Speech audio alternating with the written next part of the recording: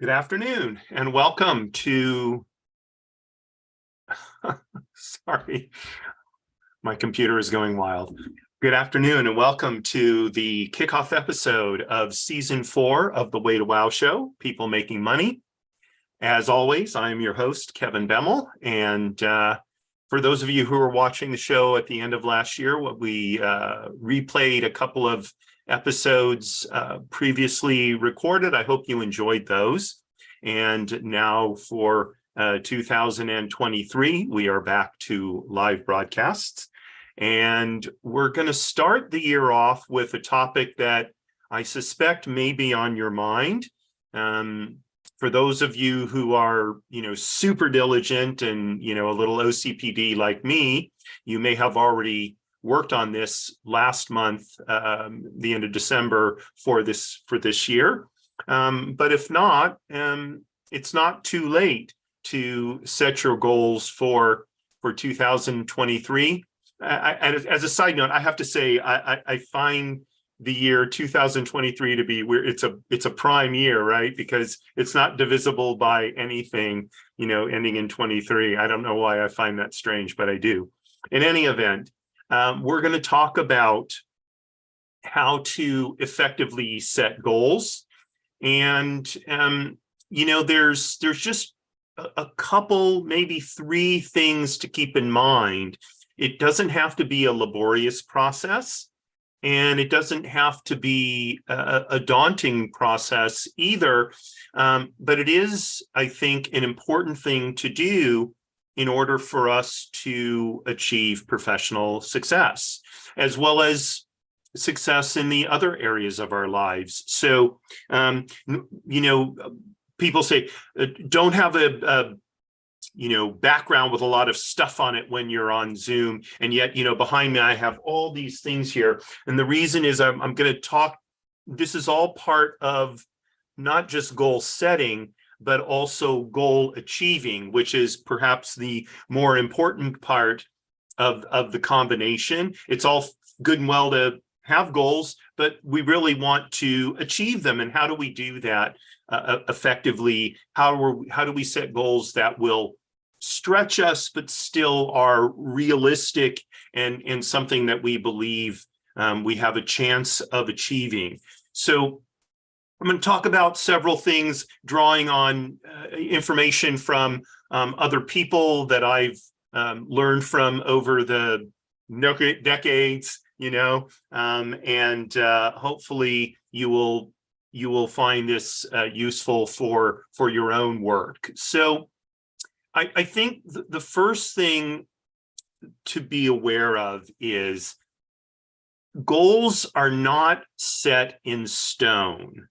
Okay, one of the mistakes I made early on is I would set goals, and then if I didn't meet a goal, I would be just really angry with myself. And a lot of times what happened was the goal was just too big. When I first started in business, at the ripe old age of 26, right? I set a goal to make $7 million, I think, in 4 years or something like that. I mean, it was, given where I was coming from and what my skill level was, it was wildly overly optimistic, to say the least. And yet, when I didn't make it, I was like, oh, so I've got to have, I'll never have a, completed goal list.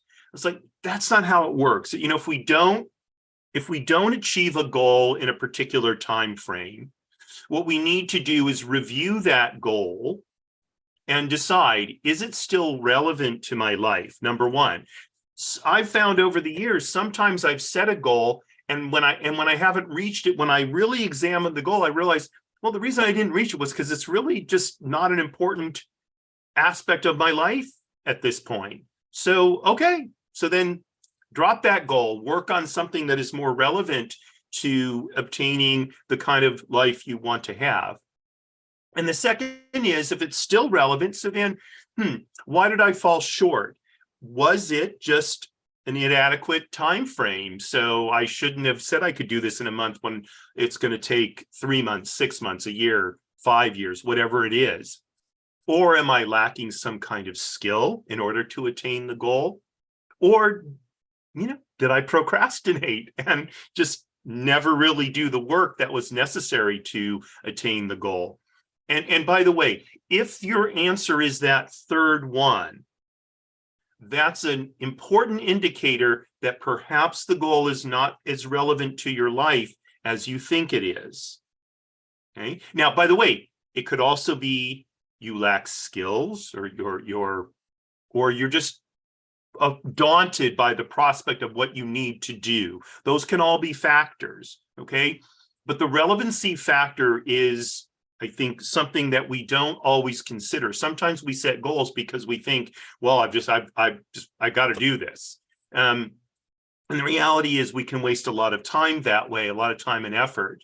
And so what I've learned over the years is to shrink down the number of goals that I have so that they really focus on what I actually need to achieve to create the life that I want to live. Okay? And it's going to take some practice to get there if you're not very experienced in goal setting. So don't worry about it. Like everything else, goal setting is a skill. It takes time to learn it. It takes time to get comfortable with it. After a while, you'll get better and better at it. I actually set my goals for 2023.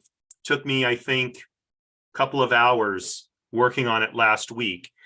The reason is because going in, I already knew a lot of what I had to be working on this year to be successful. So then it really just came down to dealing with the various aspects of setting a goal properly. Okay, so we'll start out there. The second thing is, and this I'm borrowing from one of the great motivational speakers of all time, Zig Ziglar. Zig Ziglar used to talk about going up goals and giving up goals. And I love the way it's so simple. So there's two things we can do in our lives that will make them better. We can give certain things up. We can achieve more. Okay. And by the way, I think when we think about goals, we think about achieving things. So we think about the going up goals and we forget about the given up goals. Okay. But especially for our health, oftentimes the given up goals are as important as the going up goals.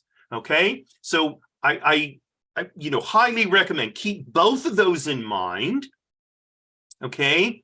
And as you develop your goals, okay, make sure that you're covering both bases. Okay.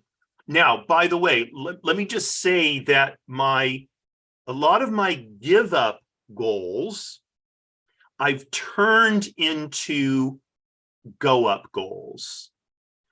In other words, I'm working to replace a negative behavior with a positive behavior. Okay, so it's all good and well to say, I'm going to give up whatever it is. I'm going to give up eating too much sugar. Okay, good. So you could say, well, I'm not going to eat any more candy or whatever that is. Is that realistic? So, like for me, when I was working with a health coach, he's and I wanted to reduce my weight. And he said, well, what do you eat? So I talked to him about breakfast. I said, well, breakfast, I have an apple.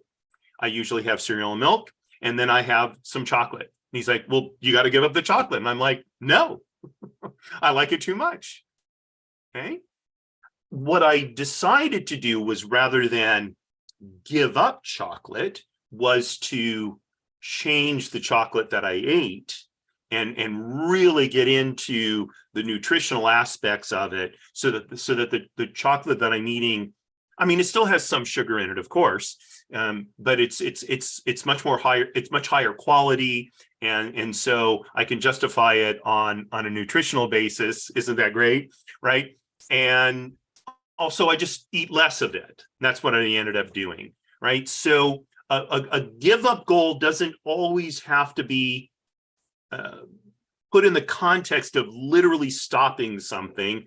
It can also be put in the context of replacing a behavior or changing a behavior so it becomes a more positive thing, or at least a less negative thing. Okay, so give up goals, go up goals. Keep both of those in mind.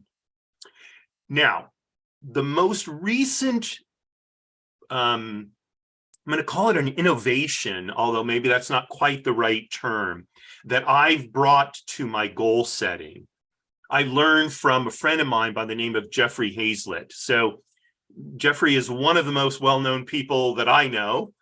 He's really a celebrity in the business world. If you know of C-Suite Networks, that's Jeffrey founded that company. There were lots of other people involved. So I don't remember how exactly it came up. I don't think it was a one-on-one conversation. I think I was in a group meeting with some other people with Jeffrey, and he said to me, or he said to the group, I don't set goals. I set conditions of satisfaction. And with due respect to Jeffrey, the first time I heard that, I'm kind of like, well, that's a load of, what comes out of the rear end of a cow, And I will say that I'm very grateful, though, that the concept stuck with me. And Jeffrey talked about it on more than one occasion. And I started to think about it more and more, because one of the things that bothered me about my goals is there's a certain, I don't know, almost staticness to goals, right? So let's say that we want to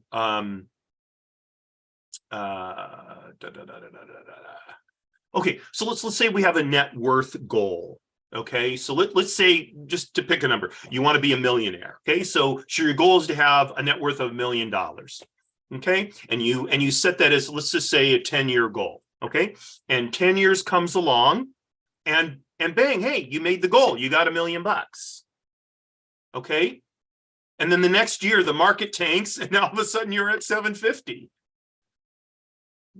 Did you make the goal? Well, I guess you made it the previous year. Do you need to have the goal again?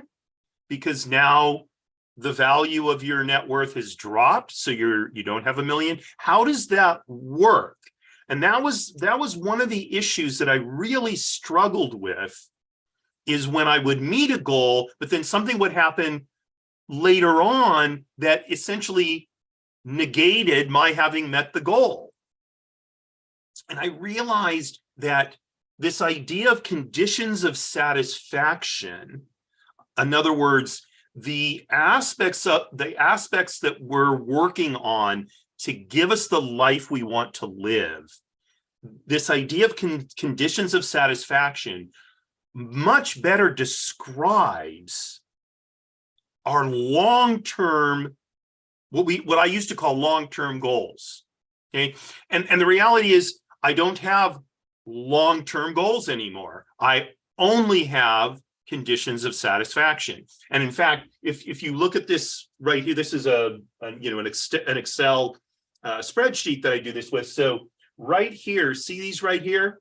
These are my conditions of satisfaction. This is what I'm working toward always in order to live the life that I want to live. Now, by the way, you'll notice the colors, right? Blue, red, and green. And blue, red, and green, right? They relate to the 3 pillars of attainment. So when I look at the 3 pillars, the 9 realms, and if you were to look at these, you would see that there are conditions of satisfaction that relate to each of the 9 realms. That's how they work together. Okay? Some of the conditions of satisfaction I pretty much meet. Okay, and you could say, well, so you know what? Well, so you could say, well, okay, so those are the parts of your life that are working. Yes, I think that would be a reasonable conclusion to draw. There are other conditions of satisfaction that I'm not even close to meeting yet. And so those are the areas on which I need to focus time in order to get there. Okay, so let me give you an idea of one of my conditions of satisfaction. Okay, and then we'll get into the actual, goal setting. How did I come up with all this stuff? Okay, so for those of you who happen to follow me on Twitter, you may have seen this. I think it was yesterday or the day before. My friend Dr. Bruce. All of a sudden I went up on his first name. Is it Michael? Michael Bruce. Okay, he's one of the top sleep specialists. He posted something about my sleep goal for this year. So my sleep goal has not changed in the last 2 or 3 years.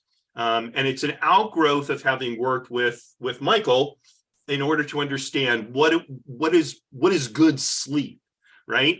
And so I have an Oura ring. Okay, this is not a wedding ring. People keep. I thought you're divorced, but are you still wearing a wedding ring? No. This is an Oura ring. Okay, and free plug. I have no stock or any financial interest in Oura.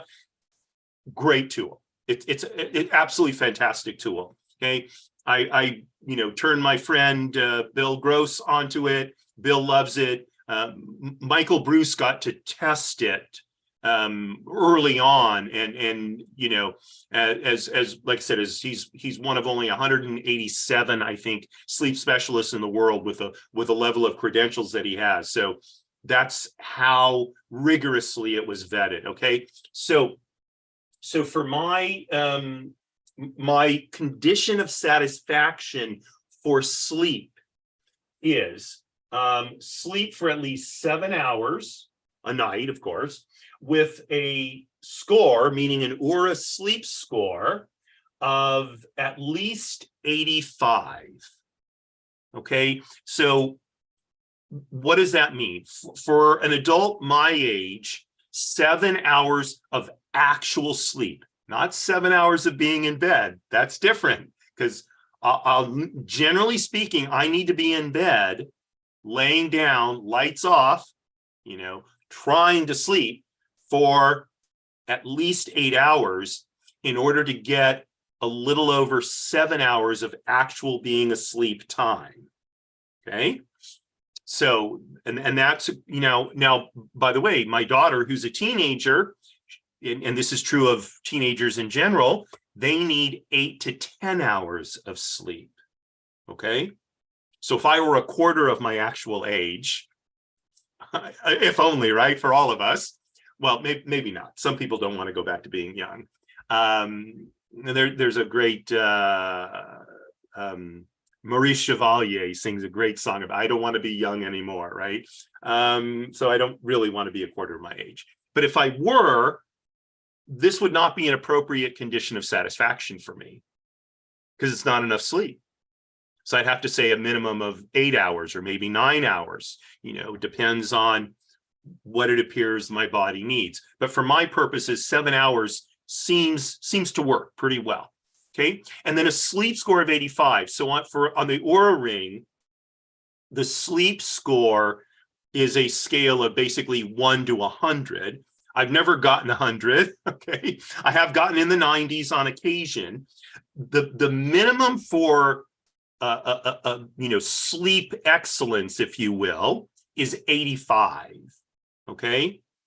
So that's why I set it at 85. So I know if I'm getting 85 or above, I'll see a little, I think it says like a little star or something by my sleep score. And that means, okay, good. That means the quality of my sleep, along with the quantity, rates that score. Okay. And there's a minimum score, I think, of 70 to be in the realm of your sleep was reasonably good or something like that. Okay. And that's what I track. So I don't have my tracking on this one. I track elsewhere. So each month, each day, I put into my tracking for the previous day, so I know how close I'm getting to my condition of satisfaction. And I posted some data on Twitter. That's why I mentioned it, because Michael asked me what is your goal? He says, how close are you coming to it? And basically, around 70% of the time on average, I'm meeting that standard of 7 hours a night with a minimum sleep score of 85. And another 20% of the time or so, I'm meeting one or the other. In other words, I can get 7 hours of sleep, but for some reason the sleep score is only 83. Or I'm getting a sleep score of, let's say, 87, but I actually only got 6 hours and 45 minutes of sleep. So combined, I'm at about 90%. Okay, and the comment I made when I posted the data was, I honestly don't shoot for 100%, because I think the stress of trying to meet a condition of satisfaction 100% of the time generates greater stress than having a reasonable compliance metric, if you will. Okay, so my compliance metric is I want to get an A in sleep. So how do you do that? Well, minimum score is 90%. Okay, that's kind of how I look at it. Now, again, these are just the standards I set for myself. I found that this works for me, and it gives me the motivation to do well without creating it's so big a backlash when I don't measure up that it puts me off my game. For me, that's the balance I'm looking to strike. Okay, so that's like I said, the problem with having that as a goal is, okay, all right, so if I set my goal, this is a goal I have this year, okay, then next year, do I want to improve it? Or, I mean, it just doesn't make sense. The context of goal setting for sleep doesn't really make sense. So Jeffrey's concept of a condition of satisfaction fits absolutely right for this kind of situation, where it's something I'm doing for the long run of my life. Okay, I've got another goal about interacting with my daughter. In other words, building our relationship. Okay, that's a condition of satisfaction. I also have conditions of satisfaction related to my financial life. Okay, and some people, I just want to keep making money and keep making money and keep making money, and God bless them. If that's what they want to do, have at it. For me, I want to get to a certain level. Once I'm at that level, done. Well, I want to maintain that level, but I don't want to. Making money is not, for me, the only thing I want to do with my life. And in fact, for me, making money is a byproduct of helping people. So everything I do professionally is built around the idea of helping other people. Helping other people live better lives. Okay, so those are my conditions of satisfaction. Okay, you see those there. Now, I do still set goals. For me, the only goals I set, at least right now, are professional goals. In other words, interim steps that will help me get to the level of condition of satisfaction. Okay, because I need to know what are those interim steps. Okay, for many of my conditions of satisfaction, they're really about creating healthy habits, right? So I used to have a number of goals that basically said, habitualize the following. That used to be my sleep goal. Habitualize sleeping 7 hours a night with a sleep score of 85. Okay, and yeah. Okay, and that's going to be my goal every year, and that's why that's part of the way I came to the realization that Jeffrey was so right about conditions of satisfaction. This is just a goal; it's a perpetual goal, not really a long range goal. Okay, that's what conditions of satisfaction are like. Perpetual. It's always the goal. Okay, and once I get up to that level, I don't need to worry about going to a higher level and a higher level. It's like if I'm at this level, great, and if I can habitualize being at that level, even better. And now I can take my brain time, my time, and I can focus it on bringing myself up to the level on other conditions of satisfaction. That's how I work these things. Okay. So I no longer have 5-year, 10-year, 20, 30-year goals. Okay. What I have are 1-year goals. Okay. And I also have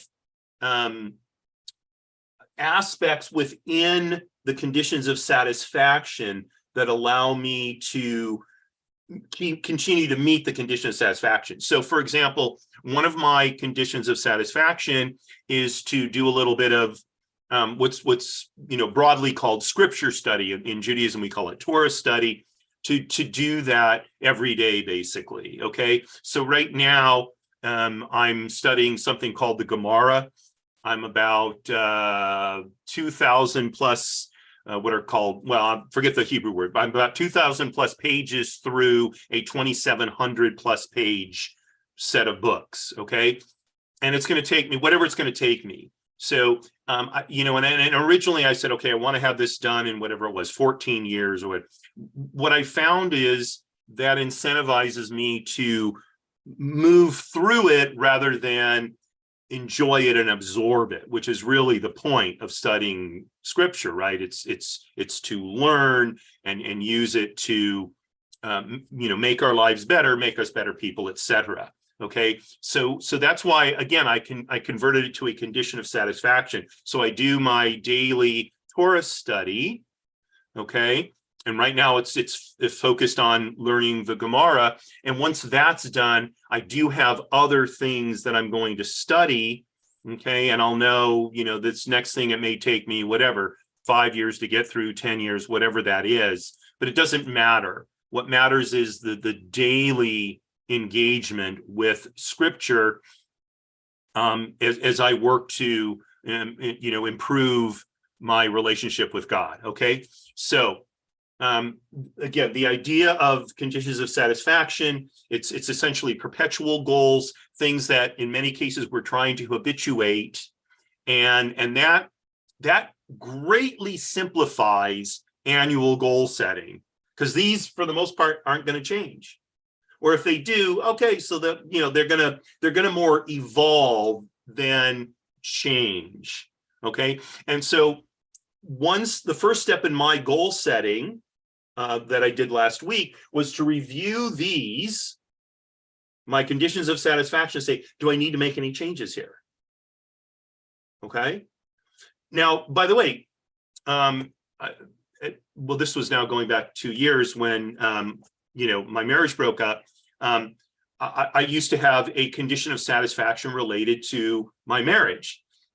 I had to drop that. And there was no reason to wait till the end of the year to do that. Okay. So I just dropped it at the point where I realized the marriage was not going to continue. Okay. So, the other nice thing about conditions of satisfaction is you don't need to wait till the end of the year or to whatever your goal setting point of time is. You can modify them as your life changes to more closely identify the life that you want to live. And that's the other thing I really love about conditions of satisfaction, because sometimes things will happen in our lives. They're going to change what a successful life looks like to us. And sometimes those changes aren't driven by us; they're driven by outside forces, like my marriage ending. It wasn't my choice, but it ended. So condition of satisfaction had to change. Okay, and so I did. All right. Okay. So step number 1 in effective goal setting is review your conditions of satisfaction. Okay. Now, if you don't have them, okay, so then you will have to build them. Okay. And what I recommend, that's why I love the 3 pillars of attainment, is it gives you the 9 realms where you should have, I think, to live a life well lived, as they say, we probably want to have at least one condition of satisfaction around each one of the 9 realms. Okay, and by the way, you'll see here, I've got 4 in the blue because I've got more than one with regard to health. I have 3 for relationships. Okay, 1 for each one, and I have 1, 2, 3, 4, 5, 6, 7. I have 7 for pursuits. Okay, because I've got several financial goals relating to personal and business, my personal and business lives. Okay, and then I've got I think 2 for play. No, 1 for play. 1 for play, 2. I forget. Yeah, no, I've got actually I've got I think 1 or 2 for play, a couple for learning, and I think 3 for finances or whatever it is. Okay, so you can have more than 1, of course, but I recommend you do have at least 1. Now, by the way, with finances, I think you're inevitably going to need 2. 1, what is the net worth I want to have? How much wealth do I want to create? And 2, what kind of annual income do I want to generate? Now you might say, well, wait a minute, if I know what kind of annual income I want to generate, I know how much wealth I want to have, because I'll need enough to sustain that income level. And perhaps, and that's something for you to discuss, with your financial advisor. But it may be that at the point where you meet your wealth goal, at that point, maybe you're going to retire, and then your income goal may change because your financial picture will be very different at that point. Okay, so I do recommend you have an income condition of satisfaction and a wealth condition of satisfaction, or a net worth condition of satisfaction. Okay, so maybe you need to have a minimum of 10 in order to do all that. Okay, all right, so first, start with your conditions of satisfaction. Okay, and by the way, if you want any help with any of this, my contact information is in the show notes. Feel free to contact me there. You can always post something on Facebook. You can post something on Twitter, LinkedIn, whatever, if you think it's something a question that other people will benefit from. If it's personal, obviously, I'm not asking you to post it personally. You can send me an email, you can DM me, whatever you want to do, wherever you have questions. And if we need to have a short time to speak, what I'll do is I'll end up sending you a link to my calendar, and you'll schedule a time at your convenience, and we'll talk and work it out. And hopefully you'll get the help that you need in order to make this all come together. Okay, because we're going to talk about this for an hour, but that may not be enough time for you to actually get it all together in a way that you're able to perform this function. Hopefully yes, but maybe not. Okay, all right. So again, I'm repeating myself over and over and over again, right? Effective teaching, see it, hear it, all that kind of stuff, right? So create your conditions of satisfaction first. This is what will give me the life that I consider well lived, the life that I want to live. Okay, that's step number 1. Step number 2 then is to create short-term goals that are interim steps to getting here. Okay, and I've got, I want to say 7 professional goals this year for 2023, and they're all exactly an outgrowth of my conditions of satisfaction as it relates to the business activities in which I'm involved. Okay, and so that's what made it so simple. Was, okay, I know where I want to go, I know how I'm working on to get there. Okay, so what do I need to be doing this year to get there? And I just broke it down.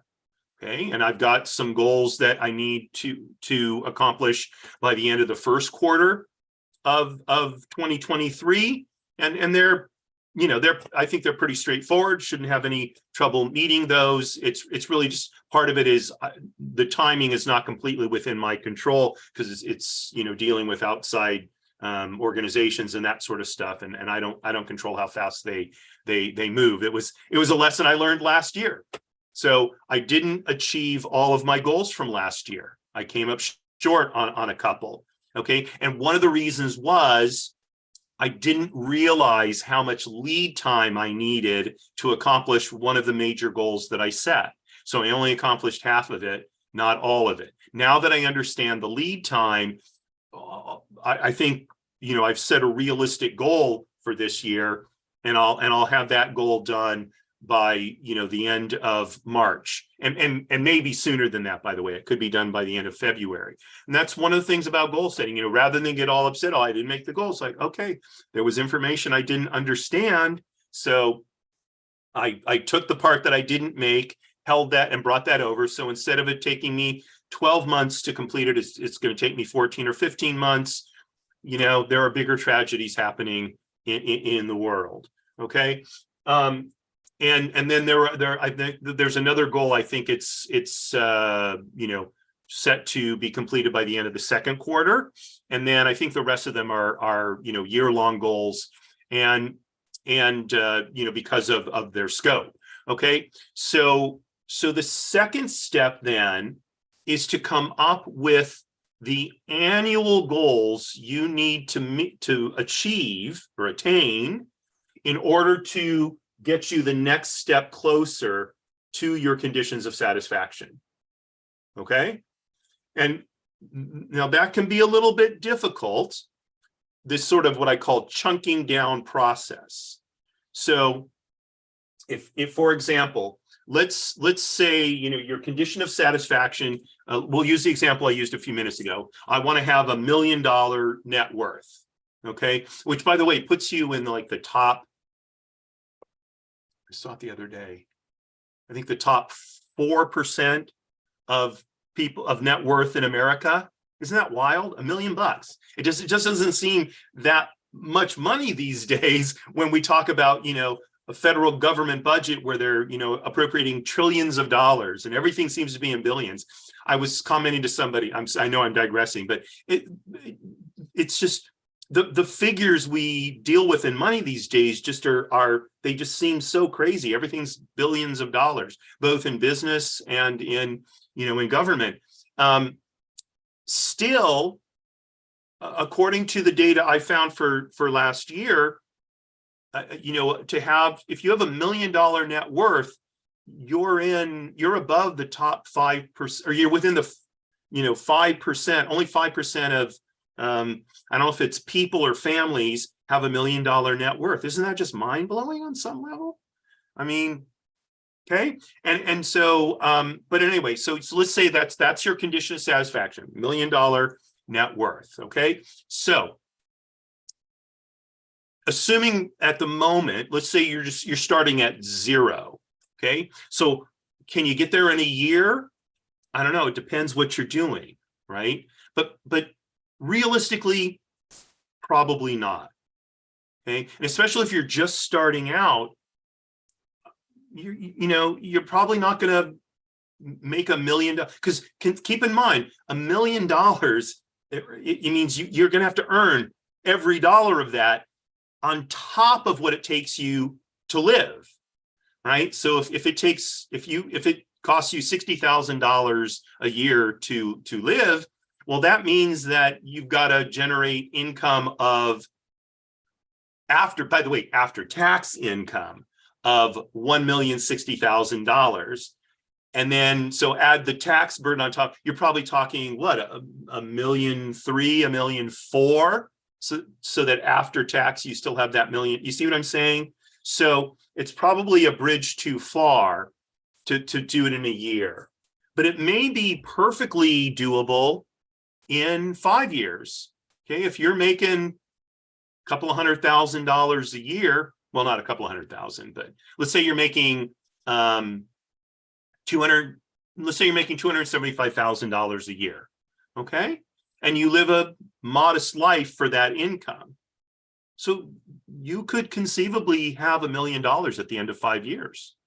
Okay. Between the money that you've earned, and then if it's invested well, the growth that you get from the investments, you could do that. Okay. So, but let's just say, okay, so that's That's what I want $1 million net worth in 5 years. Okay. Now, are you going to do it evenly each year? Probably not. You're probably going to need to ramp up. Okay. And by the way, let's just say right now you're making, I don't know, $60,000 a year, but you're in a job where you think you have really good income growth opportunity. So maybe you think in 5 years, hey, I'm going to be making $350,000. Okay. So based on your income growth, your net worth will grow ever faster, right? This is where having short-term 1-year goals comes into play. So what do you need to do in order to build up your income so that you have the additional money that you can sock away, invest, whatever, to build up that net worth? That's what your annual goals should be about then. So let's just say you're starting at, absolute zero. I don't mean absolute zero, like absolute zero temperature, whatever it is, 0 Kelvin or something. I mean, let's say you're going to be, let's say you graduated from college in the fall, this past fall, and you've been job hunting for the last few months. Okay. So, and perhaps your goal, maybe your goal was to, have a job by the end of last year, and you've got that. Okay. So here you are, January, well, I guess it wasn't 2nd, that was a holiday. January 3rd, Tuesday, you started working yesterday. Okay. So where do you want to be at the end of this year, income wise and savings or net worth wise?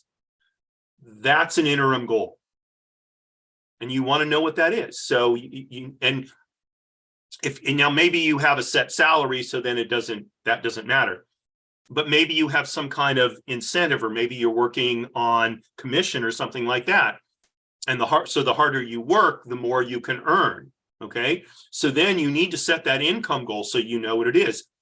You want to be realistic. Okay, if the average first-year salesperson in your organization makes, I don't know, $60,000, is it realistic for you to say, oh, but me, I'm going to make $200,000? Is that realistic? Has anybody ever done that in your organization? Did they do it without subsequently putting themselves in the hospital? You know what I'm saying? So, look into those kind of things and say, am I going to beat the average?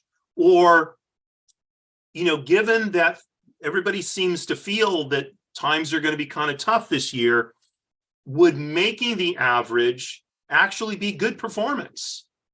Okay. Talk to your supervisor about it. What do they have to say? What do they have to say about what would be a worthwhile goal? Presumably they have experience working with new people and helping them achieve those goals. So especially this is one of the things Zig Ziglar used to talk about, for go up goals. Okay. You want to be careful who you speak to, because a lot of people will poo-poo it. Oh, you're going to make $100,000 this year? Oh, come on. Nobody in our family has ever done that. Right. So be careful. Give up goals. People are, they're having, I'm going to give up smoking this year. And you tell everybody that, because then anybody sees, I thought you were giving up smoking, if they see you, lighting up or whatever. Okay. But for go up goals, you do want to be somewhat careful about with whom you share them. But certainly the person you report to at work, I would recommend you talk to that person, because they're going to be the first person you go to get help in achieving that goal. Okay. So talk to them and set a realistic number. Okay. And then maybe push it just a little bit. Maybe you only want to push it 5% for the first year. And if you could get the average plus 5%, so 63,000 instead of 60, that may be a great performance for 2023. Or maybe you want to push it 10%, so 66,000. Okay. Whatever that is. Okay. And now you know what your target is. Okay. And then I'll talk about how to chunk it down from there in a minute. Okay. And then from there, you can figure out, okay, what should my net worth goal be for the end of this year? Now you might say, look, I live in a place, if I could make $63,000, that means I can live, just a reasonably comfortable life. Like here in LA, for a single person to make $63,000, I think you're just probably barely going to be making it. You're not going to have excess money, right? So, you may say, I don't know how I'm going to build my net worth. Well, get started. Even if all you do is set aside $25 or $50 a month to start your, rainy day fund, at least do that. Do some minimal amount toward your net worth goal right away. Okay. Maybe you'll set up an IRA or something like that. That again, that's something to talk to your financial advisor about, how you're going to structure all that. But however you're going to do it, just get started, even if it's just a minimal amount. Okay. Even if you have to give up your Starbucks a couple of days a week or whatever it is. Let's see. $25 a month, you'd have to give up your Starbucks maybe once or twice a week, because they're about $5, $6. So if you give up one Starbucks a week, $5 times 4, that's about $20, or $6 times 4, $24. You see what I'm saying? Kind of work that on your head. And honestly, you can feel a little bit virtuous. Okay, so on, I don't know, Thursday, I'm not going to get my Starbucks because that's what's going to get me to my net worth goal for this year. How good am I?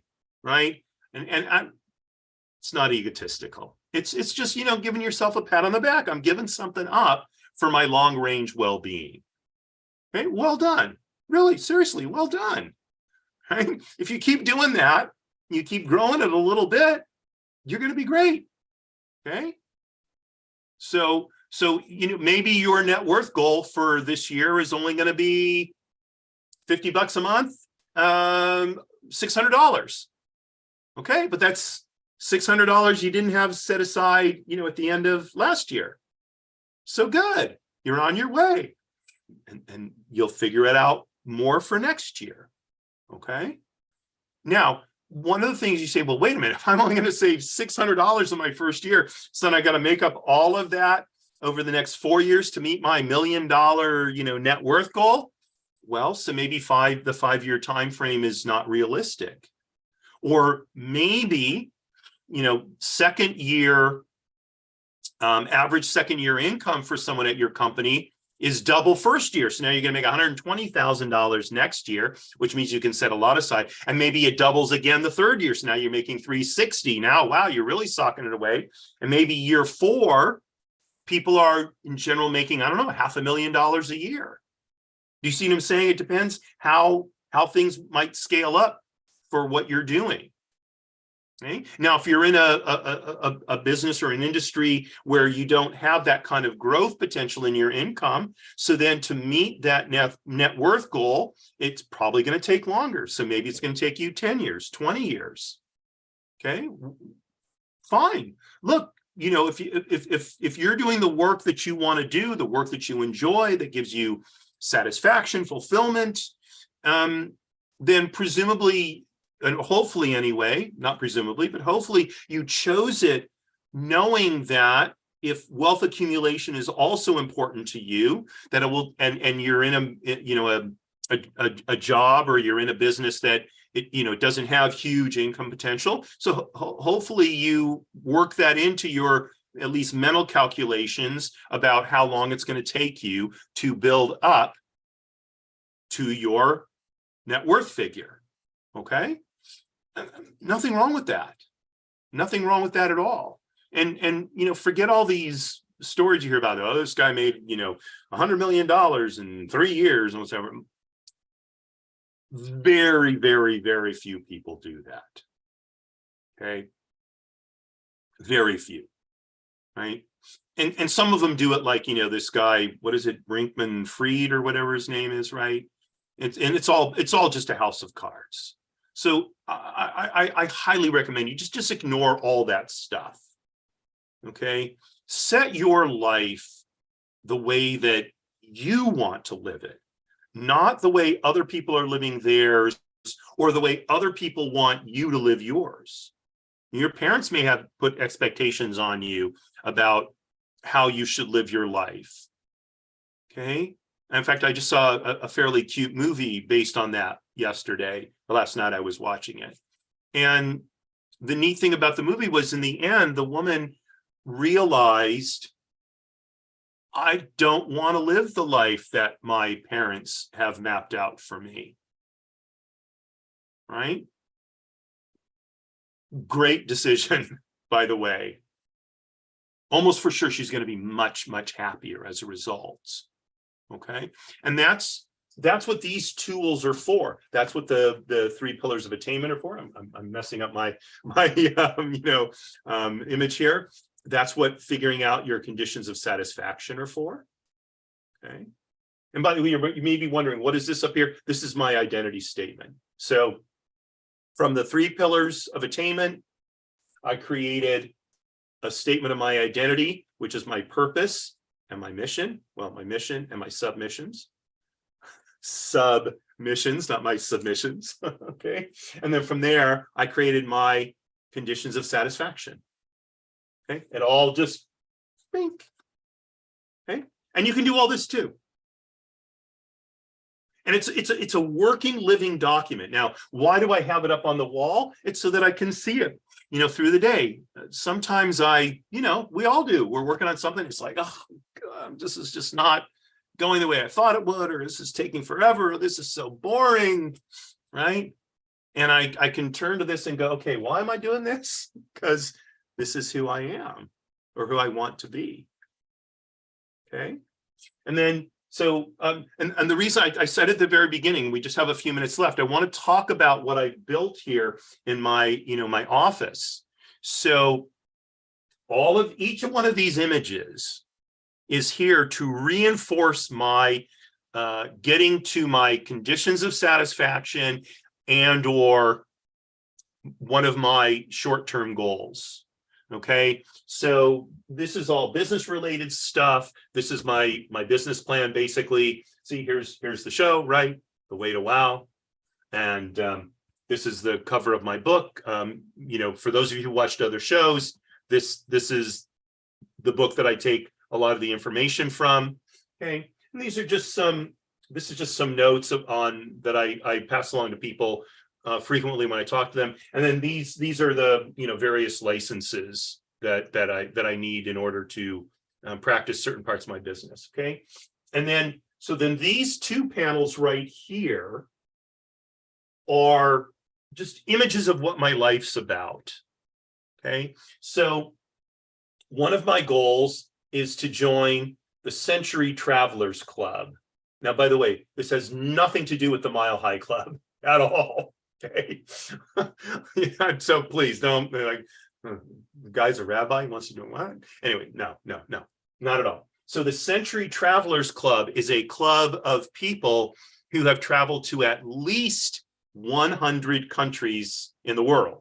Okay. And they have a very specific list. Okay. So this map just shows me my progress. So you can see I've been to, most of North America, some countries in Europe, Japan and Thailand and Hong Kong. You can't see, it's too small, but it's there, hopefully, at some point I'll get to, do more travel. Some of this was, as a result of being in the Navy, of course, right? This is a picture of Carnegie Hall. It reminds me of, my desire to become a better musician, right? I like the idea of, playing Carnegie Hall, although candidly, it is not my goal to play Carnegie Hall. It's just there for inspiration. This is just a house that I thought was beautiful. It really kind of expresses, and, eventually maybe I'll, get a bigger house. And then this is all about relationships. Okay. This buoy's right here, family, friends, and God. Okay. And that's all this stuff here. So this is a poem that my mother read to me for my bar mitzvah when I was 13. It's by Rudyard Kipling.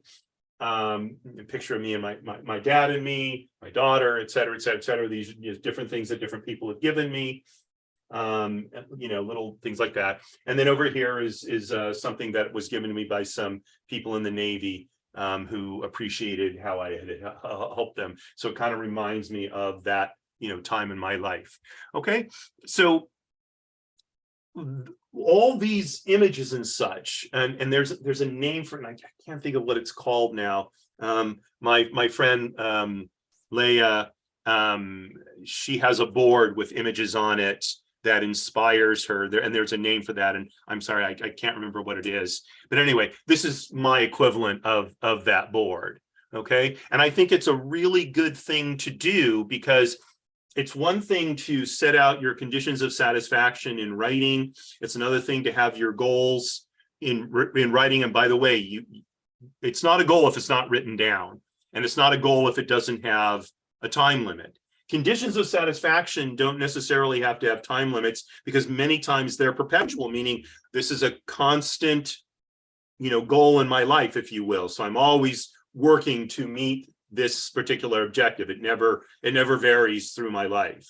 Okay, but goals, especially short-term goals, that's why I said, some are the deadline is March 31st, others it's June 30th, and then others are December 31st. So there's got to be a goal. It's got to be in writing. If you've ever heard the acronym SMART, okay, SMART goals, each of SMART stand for one aspect of setting a proper goal. I'll put a link to that in the show notes, because I don't want to get into SMART. I've written a blog post on it if you want to go to my blog. Many of you may be familiar with the concept of SMART goals. I think there's a lot of validity to that concept. It's more of the details of how you document your goals, which isn't what I wanted to cover today. And you'll be able to read about SMART goals. And again, if you have any questions about that, if you're struggling to develop all 5 of those aspects of your goals, feel free to get in touch with me, and I'll be happy to help you out with that. And that's really the extent of it. So let's summarize here in the last couple of minutes we have before the show ends, and that is, make this as pleasurable a process as you can. Do your best to set yourself up for success. Okay. Just first of all, block out some time, a couple of hours, where you won't get distracted. Maybe play some music that you like, that you find inspiring. Think about the three pillars of attainment, the 9 realms. Set a condition of satisfaction for each one. What does my life look like? Okay. And then from there, think about, what interim steps do I need to make to reach any of these? Okay. Now, there's probably almost for sure going to be interim steps to meeting your financial goals. There may be interim steps to meeting some of the others. Could be. I used to have, goals in all of the realms. I've since worked through to the point where in these 2 realms, I think I'm pretty solid, and I'm just working on habituating certain behaviors, et cetera, et cetera. And so for me now, my short-term goals, my goals are really finances related, as opposed to anything else. Okay, so that's what I've got for you today. I cannot encourage you strongly enough to set goals, because they will help you get where you want to go. There is a philosophy, goals are counterproductive. I don't buy that philosophy. I don't know how you get to where you're going without knowing where that is. Okay, so if some people, I guess, want to live their lives very serendipitously, and that's fine. This is not a criticism of them or anything like that, but I think most of us, we have a certain image in our head about the life that we want to lead, what a life well lived looks like. And in order to get there, we need to go through the process of figuring out what it is, writing it down, so that then we can take action steps that'll get us closer and closer and closer. Okay. And with that, I'm going to say, I hope you will make watching the Way to Wow show People Making Money a habit. There's something you can habituate, right? Every Wednesday at 12:30 Pacific time, 3:30 p.m. Eastern time, an hour in from each of the other time zones, Mountain and Central. And that just leaves me to say, Marie, you inspired me. Much of what this is about was impacted by you and the time we got to spend together. And so with that in mind, just reminding you, darling, you are still my belle. Thank you very much for joining me. And I hope to see you again next week. All the best.